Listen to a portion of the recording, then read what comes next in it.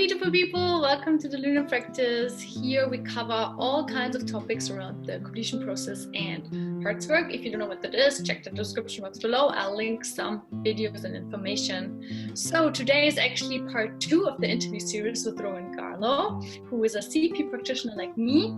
Last time we covered Enmeshment Trauma, and if you haven't checked that out, make sure to watch the video. This time we'll do Abandonment Trauma, which is the opposite trauma, kind of. So, hi Rowan, nice that you're here again. Yeah, thanks for having me. Please tell us, what is abandonment trauma? Yeah, so kind of like how we were talking about with enmeshment trauma having to do with boundaries and our relationships to other people, abandonment trauma is stemming from a really similar thing. So instead of having permeable or mutable or even absent boundaries with other people, we're growing up in households or around people that have really overly rigid boundaries, and then also sometimes a complete absence of a caregiver. So it can be, a huge spectrum, all the way from I've got no parents, I've got one parent, I've got, an emotionally unavailable parent, and then maybe one physical parent who's coming and going, to maybe they're kind of emotionally present, but I'm not getting hugs or certain kinds of validation. So, when we think about abandonment trauma, we think of like these big events, like somebody walking out of our lives, but it can be even perceived abandonment of like mom goes out to dinner and maybe the child's not ready yet to that can be a traumatizing situation. So it could really be any kind of trauma that results from an interpersonal relationship that has to do with not being received, essentially, or having somebody so there's this kind of energy where enmeshment's an incoming boundary violation, and this is an outgoing boundary violation. And again, like similarly, we will feel very alone in this situation because, it can also be a lack of mirroring, meaning, the people with abandonment trauma can also have issues with identity because even a lack of mirroring suggests that I'm not being seen in some way. There's a lack of a person in my reality with me. Definitely. And I think that this is such a good point to make, because I think a lot of people forget that boundaries are not just something that you don't want, it's also something that you want. So boundary violation also, there's something you want and it's just not given to you, and that is so super painful as well, because and what we said also before, where we see that abandonment and enmeshment is kind of like has similar qualities, because in abandonment trauma you obviously feel very alone because you don't feel seen and your needs are not being met. But in enmeshment you also don't feel seen because other people do not see you as a person and do not respect you as an individual, so you also don't feel seen. You just feel like it could be anyone that they are doing this to. Yeah. And something else I think worth mentioning too is that you'll see like an overlap sometimes between abandonment and enmeshment in a person, this kind of push-pull or disorganized way of attaching to people, because a lot of people have both experiences in their family home. Because if everything, like you can see how these are all like polarities. So like we've got the narcissist and the codependent, and they're both actually the same. They're just doing getting their needs met in different ways, even though the seed of them is the same. And so you'll see that it'll create the dysfunction of an enmeshed person, because that's the style of how they're relating. There is no healthy boundaries in a codependent narcissistic relationship. There's not a lot of healthy anything. But so you're seeing these types of traumas that are coming out of both polarities. So you're going to get maybe one child that comes out of that who tends more on this side of things. And, it's really hard to say what creates an individual to moving one way versus the other, or even having a little bit of both. But yeah, so it's just so important to think about it as a really gray area. Every person's going to be an individual coming out of various levels of dysfunction. So which is why we need adaptive and individualized approaches to healing that can really just meet a person where they are, because we don't know where they are on that spectrum. Definitely. And I can see this so clearly, for example, in my family, also having this narcissist codependent on a spectrum. So I actually tend to be more the enmeshment person. You know, I'm always like super aware of everything. I'm very empathic and I totally know what's going on. And I feel like I lose myself. And my brother's like the opposite. He's more of like super independent. He's so afraid that someone like gets into his space. So I felt like he has more this abandonment. But I myself can also feel sometimes these abandonment issues, you know, when I'm really afraid that someone will leave me, for example. And yeah, that's such a good point you're making, that we can have both. And that's really important to know, that it's not like one fixed thing, and that is also not a terrible, you know, diagnosis or whatever. It doesn't even have to be a diagnosis. It's just something that you can understand yourself better, because we are still functioning humans mostly. Just there's areas that we can improve, and it will help us to live better lives. I think it's important to also talk about how so like these are all these traumas essentially are just dysfunctional ways of relating to people. And I think that what ends up happening, both, you could think about it from a metaphysical standpoint or just from an organismic, like biological standpoint, we have this need as humans to complete these cycles of trauma. So we're going to end up lining up with partners that really mirror this original, whatever these original dynamics were. So you might have one partner that really mirrors the relationship you had with your mother, and then another that might with your father, or something in between. And so our being is really trying to like learn the lesson, complete the action, be able to successfully navigate into a healthy relationship with starting at dysfunction. So where a lot of times you'll see people with severe abandonment trauma really going for the avoidant person, going for the person who's actually the unhealthy and unsafe relationship for them, that's only going to further re-traumatize them. Because unfortunately, you know, the being's thinking, yes, if I can make this right, then I can finally move through this process. So it's really coming from a good place, but it a lot of times, like I said, just ends up being re-traumatizing because it's the same situation. So it's really important to note how our relationships in adulthood will mirror these childhood relationships if we don't have intervention at some point from a different source of knowledge or something to help us, or a guide or someone that can help us move through these ways of relating. Because and then you're like, you feel like it's all happening all over again. And then it's like, oh, why is this? And it can also be confusing because our wires actually are getting crossed in our body when this happens. So you're actually looking at an avoidant person, and your being is literally sending chemical cascades through your body that say, this is love.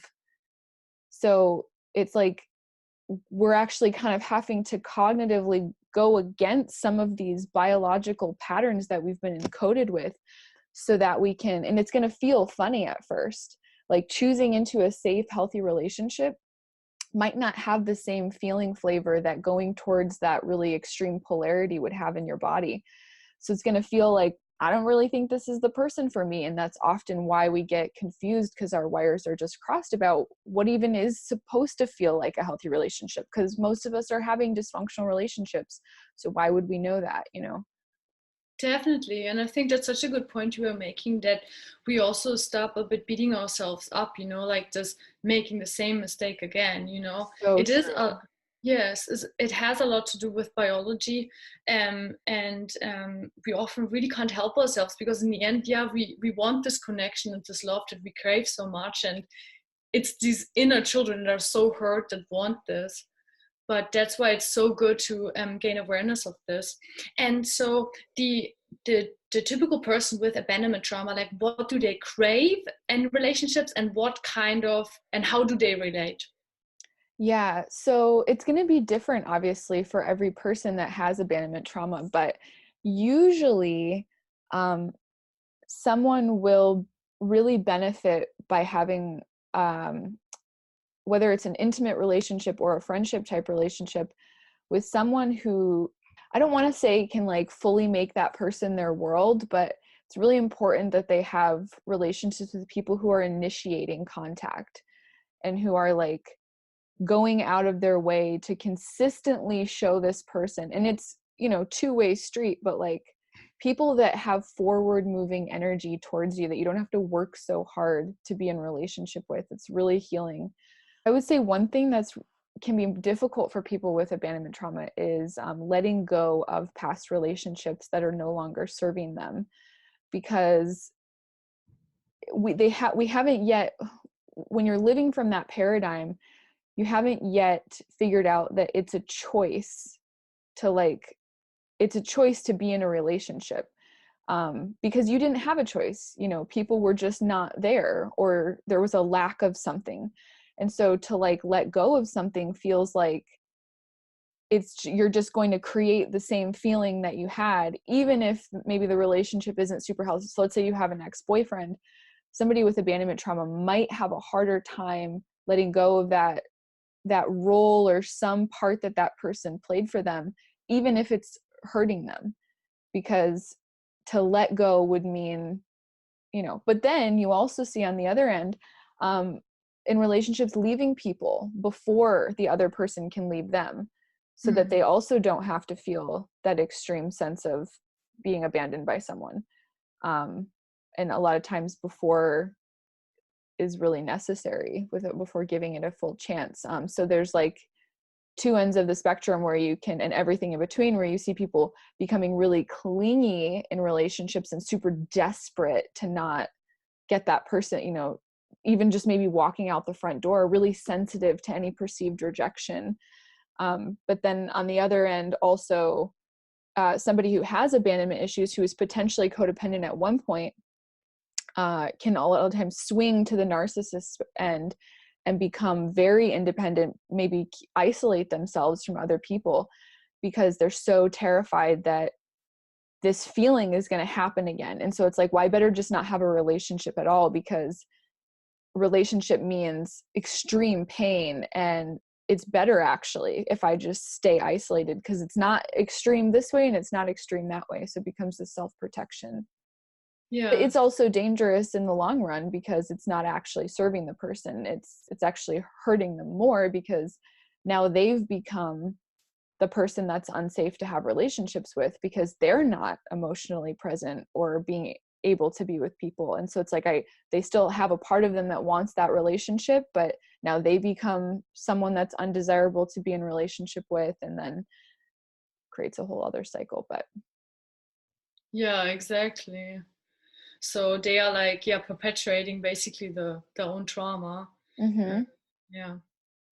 Okay. So let's talk Yeah. about ways what to do when you feel like you have abandonment trauma and you maybe really wanting to have a relationship, or maybe you are super scared of losing someone. Yeah, I mean, obviously, like the same approach with before, like working with those really primal emotions, not forcing yourself to do anything that feels inherently unsafe for your being, but working in a stable relationship. Like, this is why a relationship with a therapist can actually be really great, because this is a secure attachment in your life with a person who is not going to violate your boundaries, and they're also not typically going to pull away from you. So if you can find a good therapist, if you have access to that, not everybody has access to that because of financial reasons or otherwise, but having access to a stable, secure attachment in your life is super important to building and rebuilding the patterns in your body around what it means to have relationship. And that's really the answer for anyone who struggles with relationship problems. But it can be difficult just saying that, because it's like, well, no shit, but like I look around my reality and I don't see those people.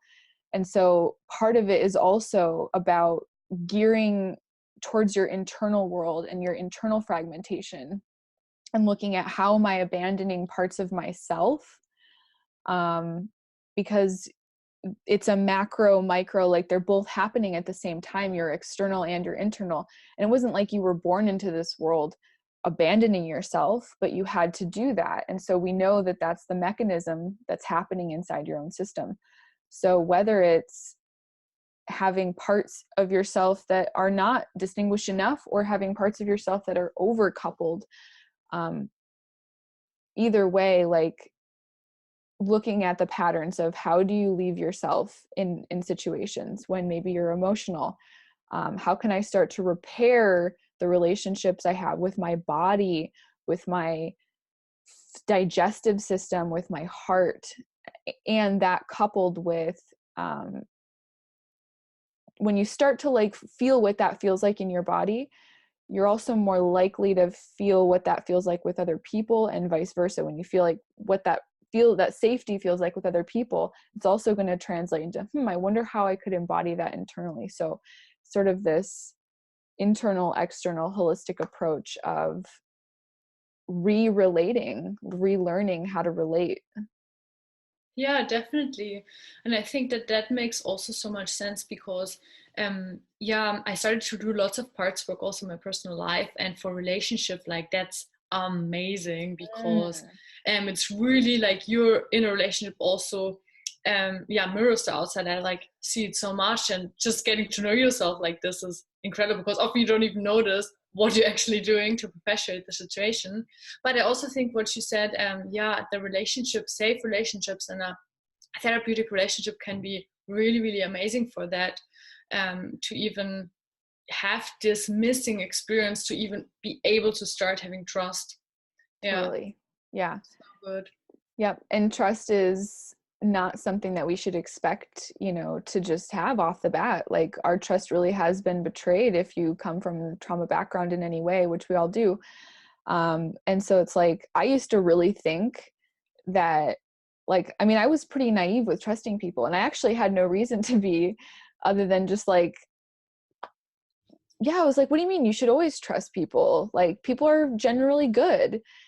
And then I started realizing like, okay, well, even if that's the case, I was like hurting myself because I was just like coming into relationships with people and just like, here it all is, and here I am, and here's all my trust, and now I can just know that you'll support me. And it's like, wow, that's a little crazy. But people who come from dysfunctional relationships will do that. They'll go to one extreme or the other, and they won't see how that's actually potentially hurting themselves. And so I had to learn to step back and give out my trust to people in doses, and sort of see, okay, well, if it, here's my authentic self, but like there's different levels of trust in a relationship, and let's see how we do with each other in this scenario. And then, okay, this seems like, which is just totally foreign. I mean, if you would have told me to do that a few years ago, I would have been like, I don't even want to do that. That's crazy. Why would you do that? Like, I don't even know how to do that.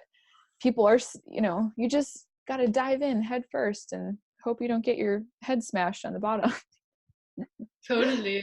I think there's a real pearl you shared here at the end of this interview, because I learned this actually also in the training when I was there with you training as my mentor. I think you said that, or was it Teal? I don't remember, but it was such a I think it was Teal. Yeah, I was like, so mega true. And I tell this now to every one of my clients, and I can see them just relaxing because it's like a permission to, I always tell them that their boundaries is the most important thing for me. And they have no reason to trust me. They don't know me. And that's really, really, good, because if they don't want to do this anymore, they can go out. Like they have the power in the situation. And that's what is so incredible. And also what I want to say about relationships, we feel like we are in this age where, I mean, relationships are crappy. No one knows how to do it. And then either we, like, as you say, jump in and, we have sex after we meet them immediately, or it's like in other cultures like super weird that people have like no sexual relationship. But what I wanted to say is like this kind of like testing out and actually getting to know each other as people, it's like very, very dysfunctional. So a very good tip that you said here. So thanks. So guys, maybe let's do a quick little recap what we've learned today. So abandonment trauma is all about violating the external boundaries, meaning that you are not getting what you want, people are not giving you attention, people are not giving you love. It is all on a spectrum. It can be like that maybe your parents are not even here, or it can be that maybe sometimes your parents are emotionally unavailable. And it can be that in relationships, if you suffer from abandonment trauma, you struggle with letting people in, or you clinging too much. But it's all about having the experience of having a relationship that is safe and secure. And even if you let go of relationships, that it doesn't mean that you will be forever abandoned. And of course, creating the relationship in yourself and doing lots and lots of completion process, because that's the best thing ever anyways. Okay, so one last thing I just wanted to mention is that there is nothing wrong with wanting a relationship with somebody who's like really close to you. Like maybe you work together and you spend a good portion of your day together. Like there are relationships out there that are like that. And for some people, that's going to be really healing. And that there's also nothing wrong with wanting a relationship with someone where you both have jobs. Maybe you see each other every few days. And that feels good for you. So it's really about just finding out what's good for you, and then finding, if you're interested in having a relationship that's, whatever the relationship is, friendship or not, that it's compatible with both people's desired style of having a relationship, and that either side, there's nothing right or wrong or anything about any of them. And that's all possible, because if you exist and you want a super close relationship, there's other people out there that have that same thing, right? We're not happening in isolation. So okay, so I'm also a completion process practitioner, which you guys already know. I'm also training right now to become a somatic experiencing practitioner, which is another form of trauma healing, another modality that involves the body as well. And that's basically me. So you can get a hold of me on my website at rowangarlow.com if you're interested in working with me, and I'm sure those links will be provided below. So what she forgot to mention is that she is really, really amazing. And I know that because she was actually my mentor when I trained as a CP practitioner. That's why I'm also really awesome, because she trained me. And check out also my website. And really, the completion process has been one of the most amazing healing modalities I've ever come across. And I'll so highly recommend it, because it's so healing. And thanks so much for watching. And I'll see you soon. Bye. Yeah, bye guys.